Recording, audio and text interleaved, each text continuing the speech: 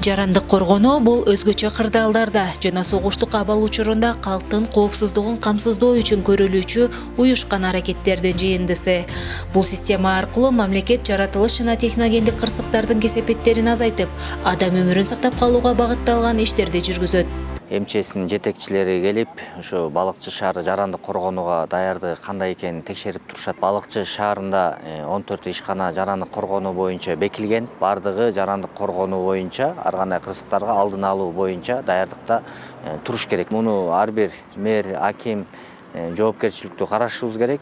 Мамлекетибиз боюнча жарандык коргонуу боюнча биздин өлкө башчыбыз Садыр Нуркожоевич төрагалык кылат. Жарандык коргоонуунун негизги милдеттерине калкты кырсыктардан алдын ала эскертүү, коопсуз аймактарга эвакуациялоо, кырсык болгон учурда адамга медициналык жана психологиялык жардам көрсөтүү, куткаруу иштерин жүргүзүү, баш калкалоочу жайларды даярдоо, калкты өз алдынча коргонууга жана өзүн өзү сактоого үйрөтүү кирет. АТР аркылуу кошулган Көк Мойнок 1, Көк Мойнок 2 конуштарын текшерип карап чыктык. Ал конуштарга ошо жакын жайгашкан ошо Чуу дарыясы болуп атат. Суунун деңгээли азайган учурда тийиштүү мониторинг иштерин жүргүзүп, балыкчы шаарынын мэриясына тийиштүү тапшырмалар берилет. Ал жердин жээктери бекемдөө же болбосо ошо жээктерин кандайдыр нукка буруу иштери жүргүзүү зарыл.